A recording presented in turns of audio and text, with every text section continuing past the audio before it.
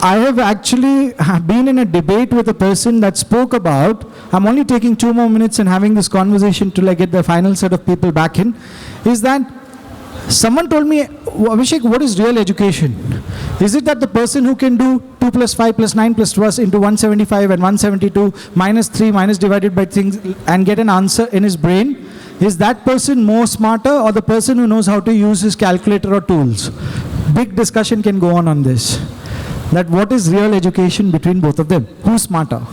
Someone who's really got those skills to do maths in his head? I'm just taking a very simplistic approach. Or someone who he knows, okay, I don't have this information, I know how to find it. So what is the real usage of education? And now here comes AI tools. And along with this, the other elements that sit upon an AI tool. So ladies and gentlemen, the future of education and employability in the AI and automation era. I would like to first call upon my moderator, the Vice President of SEED, Chitkara University, Mr. Piyush Garg on stage. And तालियों की आवाज जरा इतनी गूंजनी चाहिए कुछ पल के लिए. Let's everybody do this. Here we go. Can I have some music, please? Raju bhai. Thank you, sir. Sir, I'll request you to do this. Since you're moderating, I'll request you to be here, so that way you can throw in good questions to. Oops.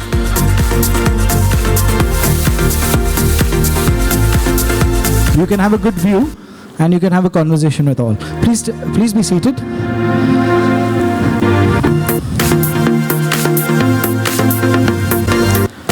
The Senior Vice President, Global Head of Engineering Technology at Tech Mahindra, Mr. Rajesh Dudu. Can I have a round of applause for him, please?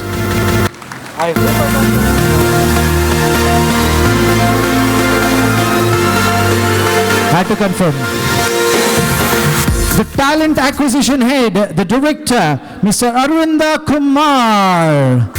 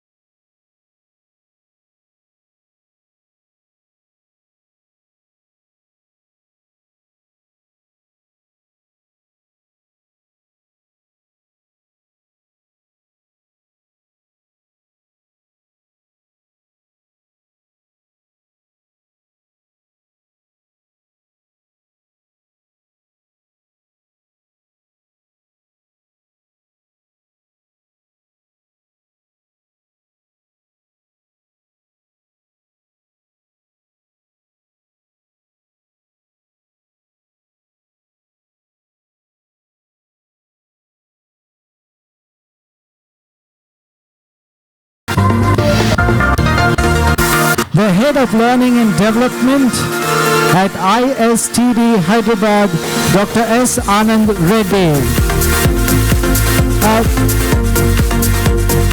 Ma'am, can I request you to be here? We'll shift one chair. No, ma'am, here, please be here. Sir, here. Sir, would you just move one chair more? It's more easier for the audience to see. Sir, कष्ट आपको भी करना पड़ेगा. So all the HRs are here. Just a fun question. Am I employable? Where would you put a guy like me? Please ask me. That's a question which I've been asking myself. Okay, but gentlemen and the good lady here with us, I graduated in 2009, my engineering. It's changed phenomenally. The scenario has changed. From what we learned at Java programming is outdated, and today it's a total different ball game. What is the role going to be from as a HR of a firm, what are the skills that you'd be looking forward to? Is this something that from the campuses or from the educational institutes is going to be this thing? And also, how does automation change the learning and development within the organization? I think this is going to be a few set of questions which the audience also would be interested. But I'll leave it to Mr. Garg to moderate the panel. The mic is all yours. Thanks a lot. So finally, we got lucky to get the mic and start the session. So we are this panel, which we are actually looking at, the panel discussion, which future of education and employability in the age of AI and automation. This is a very important topic. We all have been discussing various aspects of it, and since morning we have been discussing how AI and automation can actually transform the lives in various aspects. Now, two different aspects which are very important: education and employability. Now, that is what we are going to discuss, and we would like to get the views of different panel members. Now, before we start, we all will agree that AI has already come. It's not a matter of if, it's a matter of when. We all have to adopt it. We all have to change as per AI, right? So, my first question, which I would like to open it to all the panel members: what is the impact of disruption in education from AI and similar automated related technologies?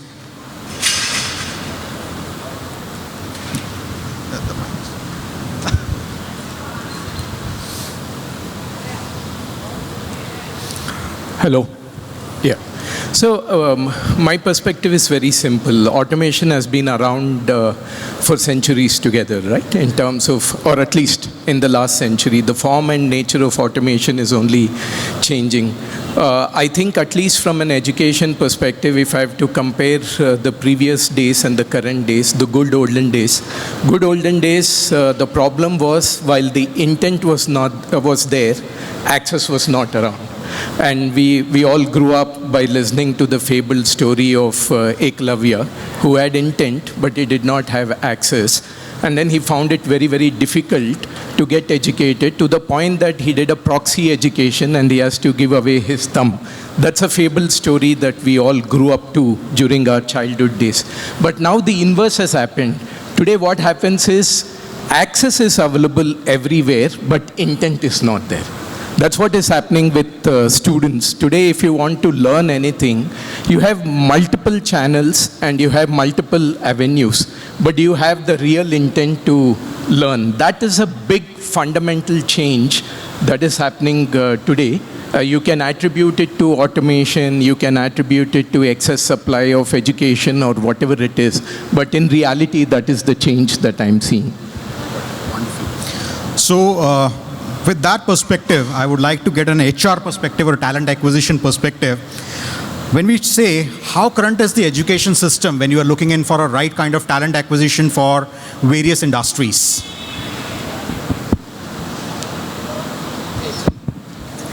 Yeah, good afternoon, everyone. And thank you for this awesome question. I believe heading campus for a decent number of years, I have seen a huge change in last couple of years in terms of adoption of technology on campus. Mm-hmm. That also means that the academicians and the educationists have also evolved in their mindsets to allow students to adapt to technology. This has been in the form of upskilling, reskilling, assessment. Many of the campuses themselves have subscribed to assessments.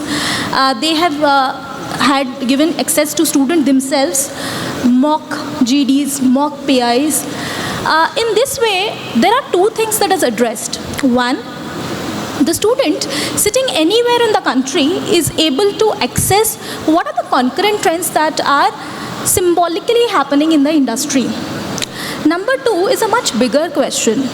If you go back into the rural India, where probably there are students who are just accessing all those technologies today with mobile, with the advent of mobile technologies, I think that has brought the major change where today even a remote college can give students the accessibility opportunities which are available for the students in metros or in the upscale towns and cities. I think that diversification has also brought in a lot of value in terms of diversified talent to us in the organization also. Okay. So how AI actually has helped you from the talent acquisition per se? Now, what I answered is from a campus perspective, right? Now I'll answer it from KEKA's perspective. KEKA's in-house product, we are a HRMS platform, and our in-house product, which is a ATS, is a Hyro. We have had the implementation of generative AI in our job description. So we have started off with that, and we are still integrating it with different modules and consonants with our customers. What this helps us is in kind of screening the resume, finding the right fitment, reducing our cost for hire, improvising the hiring life cycle, and also ensuring that the candidate experience is enhanced. So from a talent acquisition perspective, I think these are the major things that currently I can look. Right. Wonderful. So Kalyanji, I would like to get your perspective on the fact that when we are talking about industry-academia divide, it is something which we have been discussing for almost 2 decades. Every platform that there is a big divide between the industry and the academia, and then there is a big divide between the curriculum as well. Now, with upcoming emerging technologies, specifically talking about AI, and when she mentioned that universities and academic institutions these days are already adopting emerging technologies, they are reskilling their faculties from that perspective, they are improvising their curriculum from that perspective. So, what are your thoughts? How would you see it from a different lens now? Thank you very much. And hello, everyone, and good afternoon. So coming back to how do we see from handling global organizations from an IT perspective, right? AI, as you rightly said, AI is already in for a very long time. It's not something that new, but the acceleration of AI has been much more faster. So when it comes to technology, right? So it should never be we against technology. It should be with the technology. The more technology becomes an ally of industry, an ally of institutions, educational institutions, it will be much easier for us to make that ally much stronger, right? So, because I believe in technology, I believe in more human intelligence. Technology is enhancing the human intelligence than replacing the human intelligence, because I believe in that. So, look at the kind of AI and generative AI tools and technologies that we see in the industry today, right? Which are more, and look at the kind of human how we evolved with these technologies, how we developed these technologies, and how we achieved a lot of things that we achieve today are because of this kind of mentality that technology should become more ally.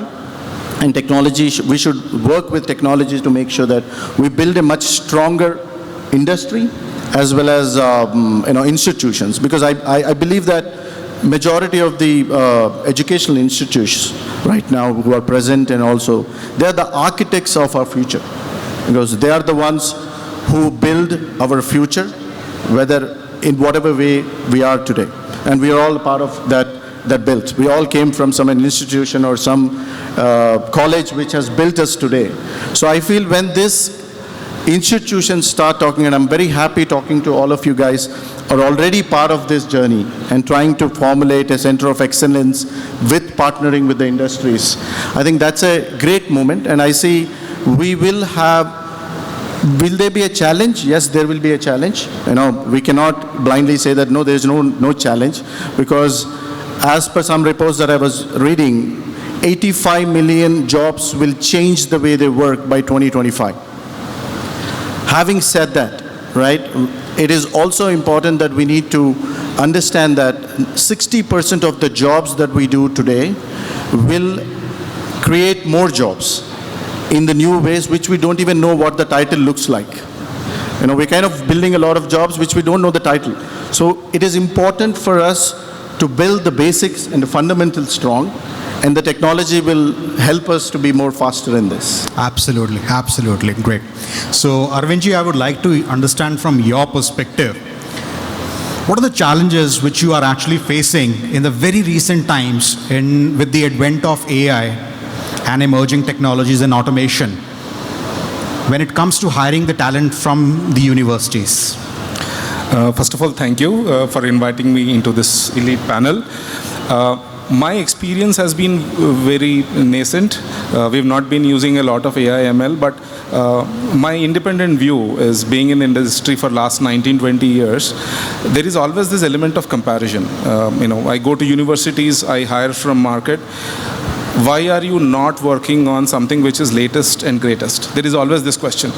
I have worked, and I currently work for a company which delivers value to the customer, and customers don't pay because of the technology that we use. Customers pay to the company because of the value that we deliver, right?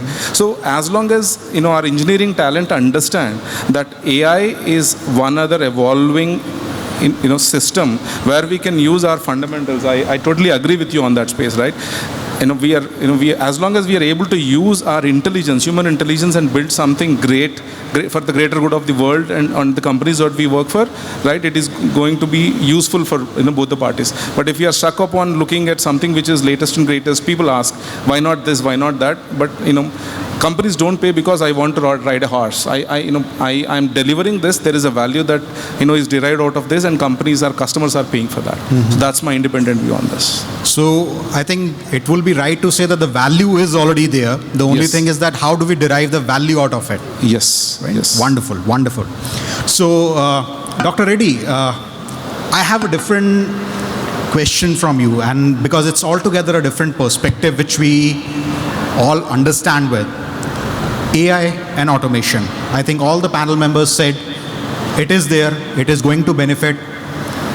How do you see AI and automation providing an equitable access and equal opportunities for everyone? Thank you very much. But I would like to talk something different what you are asking, because I would want to disagree with your statement. I would say we are going to see a lot of job polarization in the future. Okay. So in terms of work economy or skill economy, because when you speak about AI, what people require is that it's a skill based. So those who have a potential skills, they will be hired for a higher amount. Those who have semi-skilled or lower level of skills, they will not be taken. So as a consequence, what happens, there's a gap between skilled versus unskilled. So which also will increase economy. Okay. So workforce economy. Now what happens? Rich becomes little more richer, poor becomes little more poorer. So I'm foreseeing a gap between these two, because AI is a skill-based, automation is going to be a skill-based. Whatever is a regular work, mundane work, will be taken over by artificial intelligence. Wherever is the requirement of innovation is a high skill requirement. Okay. Then few people will be selected. Now this is where I'm seeing the gap between. But is it not something true for all the technologies, irrespective of AI? Technology has always been an enabler, and someone who catches up with the technology always stays in demand, and someone who don't, they are all not in demand. So that disparity was always there. Yes. So, but what I'm saying, now in the current generation, even the semi-skilled or low-skilled, we are able to accommodate in certain positions, like a data entry. It's not skilled. Once you learn, it can keep on doing it. You don't require a high set of skills.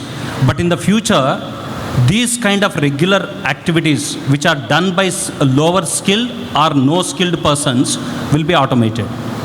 Now that gap will increase in the future. That's what I'm trying to say. Okay. I think you have to actually see the situation from both sides of the coin, right? There are positives as well as there are negatives. Now let's look at positive from an AI and an automation perspective.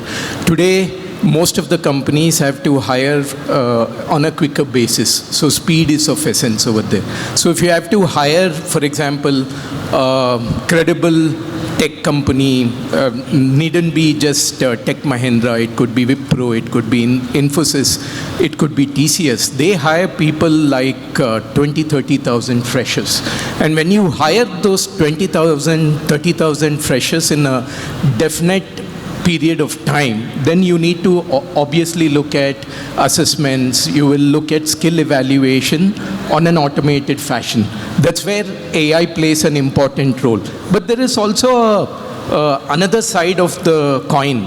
And the other side of the coin is all of you can relate to that. How many of you can do complex math without using calculator or Excel? Nobody.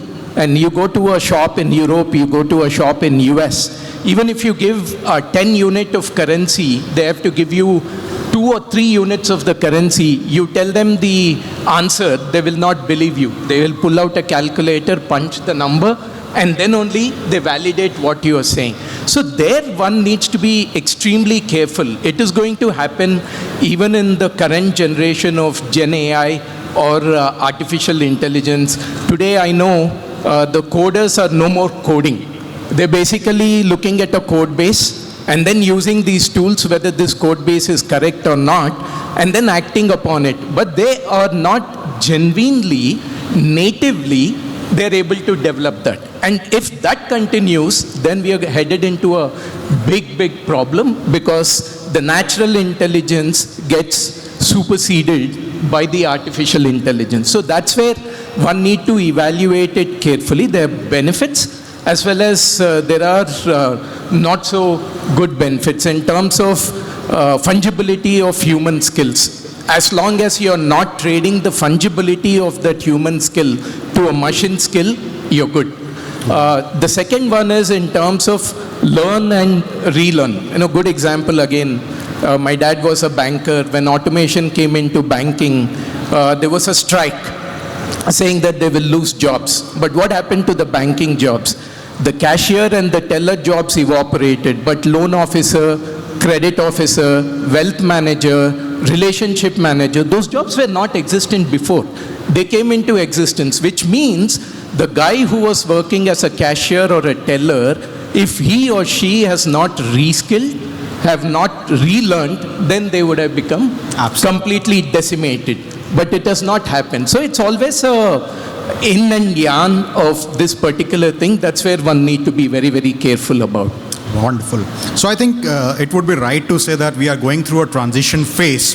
We do not know how the things will evolve, but definitely, yes, the things are evolving. Now, maybe I would like to add one more point also to the same. Current generation, what we look at. The recruiters, when they go to the campuses, they look for a high-skilled persons. Second, once they are on board, they are working with us. I give a work to the skilled person rather than unskilled person, because if unskilled doesn't do, I don't have problem, let him take his salary. But those who are doing better, they get more work. So again, that gap is coming in. So this is what I was, unless the current generation or maybe future generation, they are ready for the market requirement by getting upskilled, this gap will be much more wider. Absolutely, absolutely. So the emphasis which we have to understand on the point which sir is trying to bring forward is the skilling, reskilling and upskilling. Whatever era we will be working on, these three aspects are going to make a pivotal role in the life of many millions of people in making sure they earn their livelihood the right way. And to my original point, all of that are there. If intent is not there, it's not going to work. You have access, but you need to have the intent. That's true. That's true. So when we talk about these innovations, when we talk about these transformations, we always talk about some sort of interventions, the interventions from the governments and the policymakers. So I would like to throw it open to all the members, and I would like to get the insight that do you think that the government and the policymakers should intervene right now for the implementation of AI and similar technologies in field of education? Yeah, please. I think short answer is yes. I'll give you an example. This is the cricket World Cup season, right? Everybody gets glued to, watching TVs or understand what's going on. So I was having a conversation with my friends. We were upset that West Indies was not in the final 10. And then we started talking about the greats of West Indian cricket. I was talking about Marshall. I was talking about Ambrose. There were a few others who were talking about Haynes, Phillips, Desmond Haynes, Phil Simmons. And then sometime later, when I was casually browsing through my phone, YouTube and Facebook threw out some alert saying, do you want to watch Curtly Ambrose 7 for 1 against Australia at Sydney, right? So when we speak something, right, our kids are listening and observing. The good news is our systems, our gadgets are also observing and learning. And it all depends on what we want to teach our gadgets. Now, if at all at this point in time, our education system experts, our policy makers, our technology experts, they don't come into, don't work together in collaboration, it could create confusion about usage of this entire platform. So it all depends on what we teach all of these people to come together and build an ecosystem that helps us to move forward from here than go backward. That's my independent view. Arya ji. This is a very interesting question, given that I generally tend to interact a lot with educational institutions, the stakeholders. They are major stakeholders for us as well.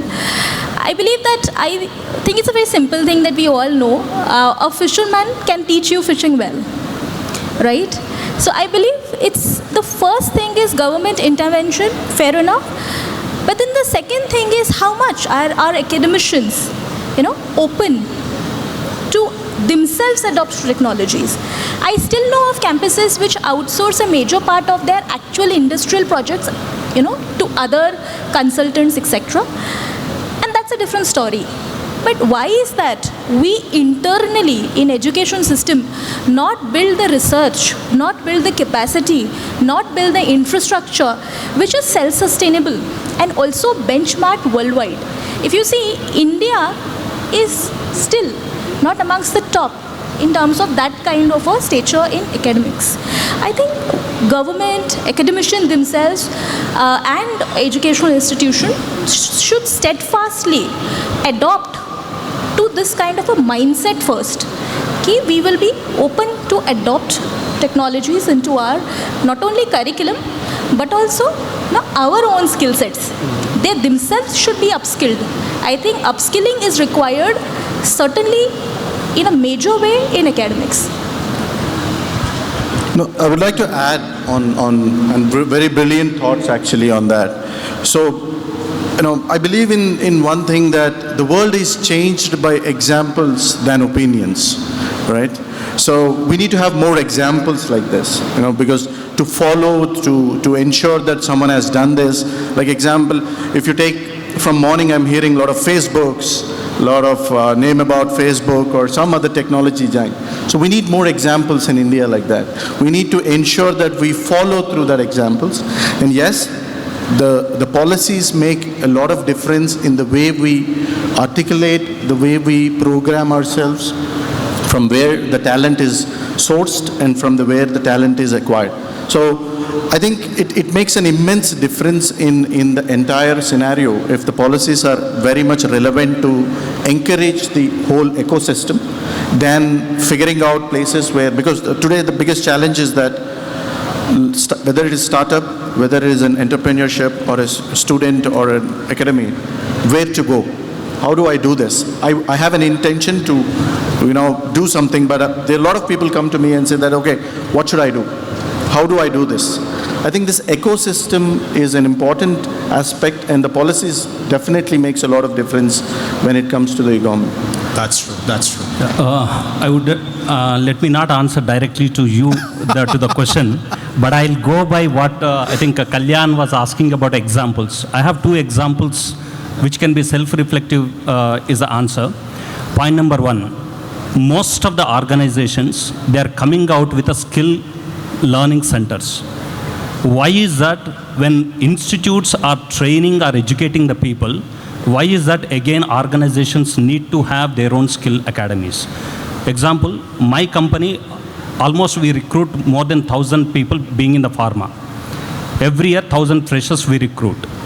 And everybody who comes in, mandatorily they have to undergo at least 60 days of training, both theory as well as a practical. Because we understand if it's a theory taught, we could teach practical. But we have to teach both theory and practical. So it's a question which can answer. The second, I keep interacting with a lot of students. So when I asked some of the engineering students or some graduates, the first question when I asked them, how is your education? They said, first year it's a fantastic. Because they pass all the exams and they have a lot of energy. Second year and third year, they have a lot of backlogs. I asked them why. Sir, by the time we go into the corporate world, what is taught in the first year and second year is useless because knowledge span has reduced. Why is that still we have to study and waste our time? So we are enjoying. So that's the reason we clear all the subjects in the fourth year and we get into corporate. Now this is the answer. Now answer is there already. Wonderful. So that is the reason. So just to add to what all the panel members have said, when we talk about intervention of the government or the policy makers, it's not just a restrictive intervention. It could be a constructive intervention as well. It could be that we need to actually include in the curriculum frameworks these essential skills. AI and emerging technologies have to be the credit-based and it has to be linked with the industry curricula. The other area of intervention that is required is from the digital divide perspective, right? Earlier we used to see the people of the society between have not, poor and the rich. Today the access to digital technology and those who do not have access to digital technology. We've been a long proponent of that. Even if you look at our foundation, Tech Mahindra Foundation, we have smart skilling centers that are available in different parts of the city and also in some of the interior areas. But are they enough? No, they're not enough. One private entity can do only that much.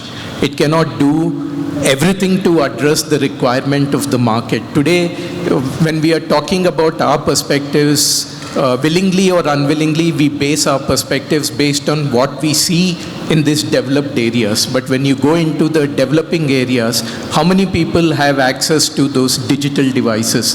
Today, if you don't have that access, that's a reverse of what I said earlier. In areas of excess, there is access, but there is no intent. In areas of deficit, people have intent, but there is no access. So that's a gap, again, that has to be bridged. And the responsibility of bridging that is with the government. For example, a good example is you look at Hanuman Vyamshala for your physical training. You will see those Hanuman Vyamshalas in every nook and corner of the country. But you have a tech Vyamshala in every nook and corner of the country. No, there is no tech Vyamshala.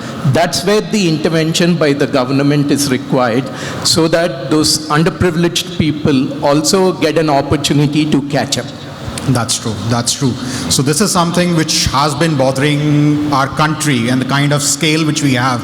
There has always been times and difficulties of access to the quality education, access to the quality technical infrastructure which they have while to imbibe the basics of the new age technologies, right?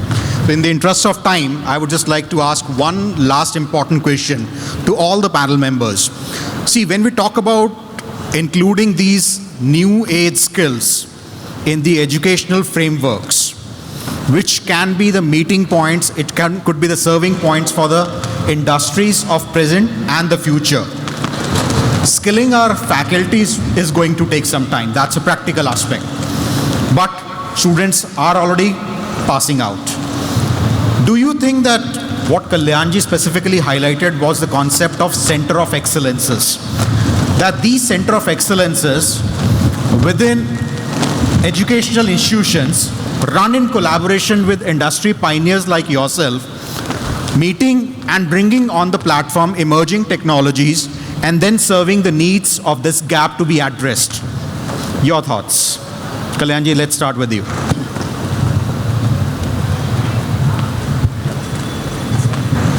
Hello. Yeah. No, that's a very interesting and very thoughtful idea to have a center of excellence, because center of excellence as a concept in IT industry has been overboiled for a while now. we've been talking about Center of Excellence in the IT sector.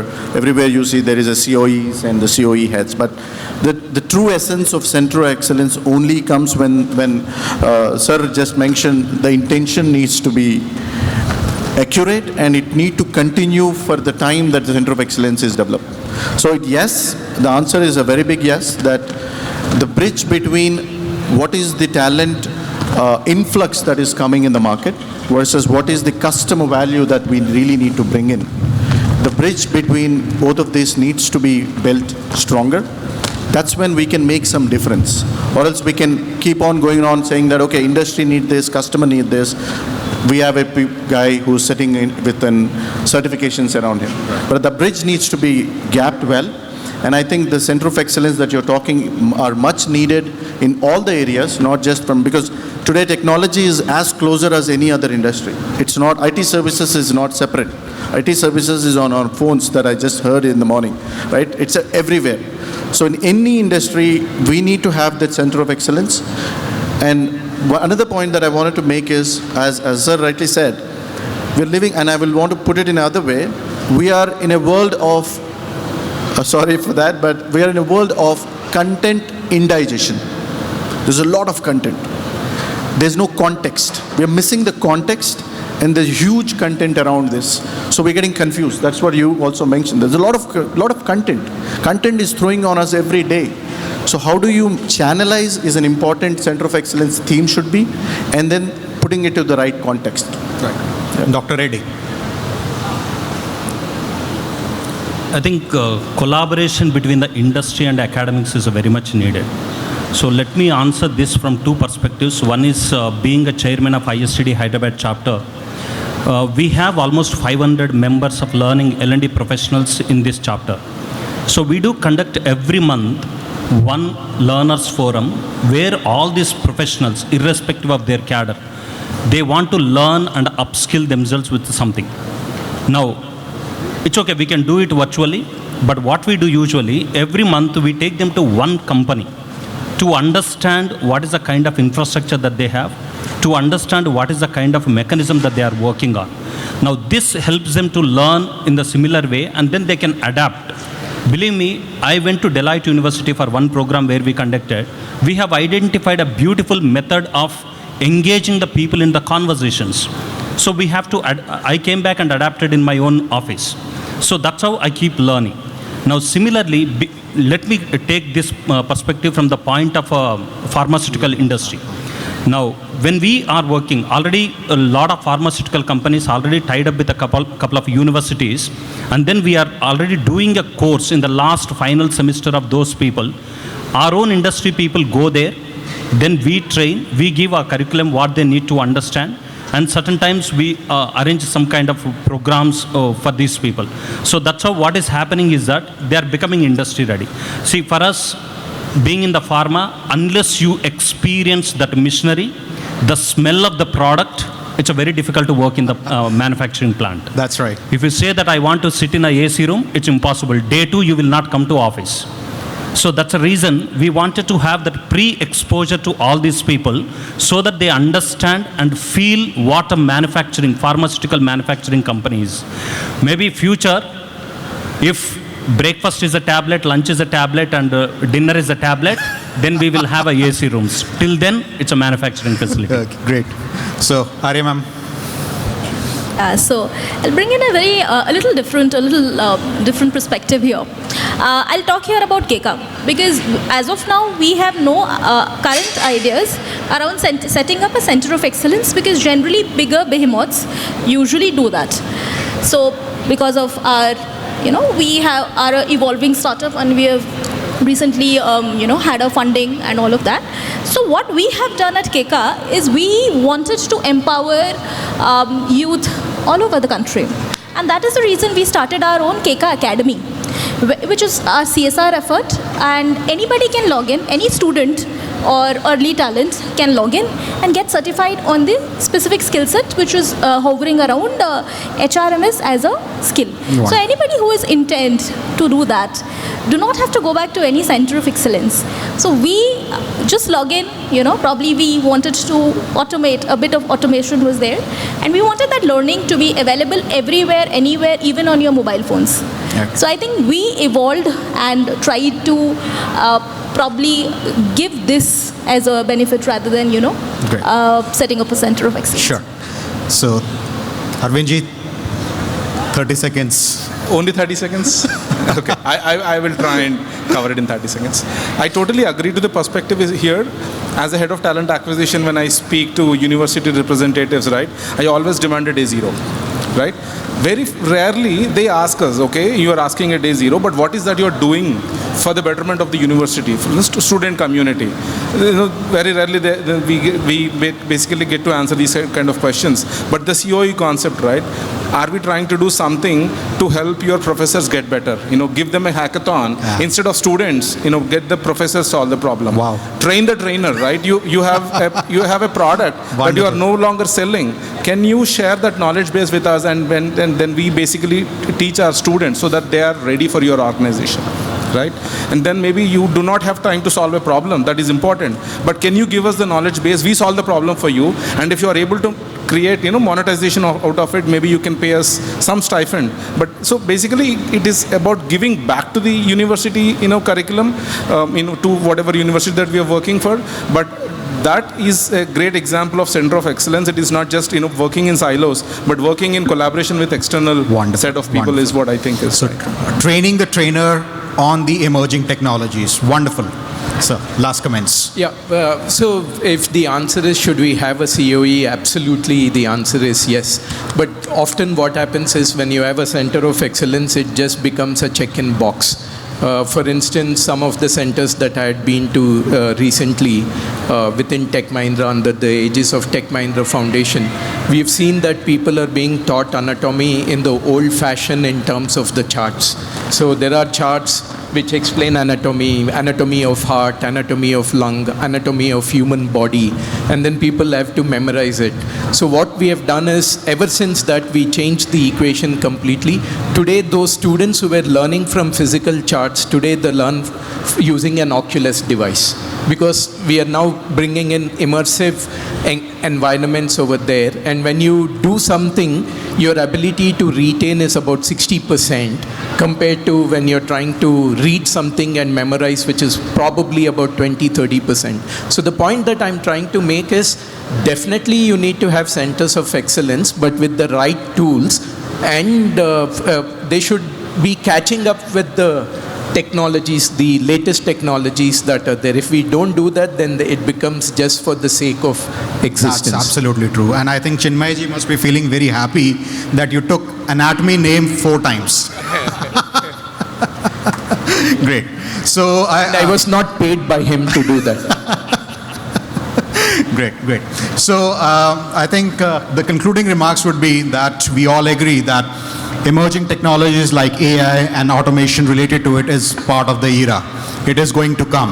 The only thing is that how we can actually bring together education, industry, skilling partners, train the trainers, and various different aspects, so that the youth who is going to become the future industry leaders are in true sense aware about these technologies and make a long-lasting impact. To stay informed about the startup ecosystem, subscribe to My Startup TV.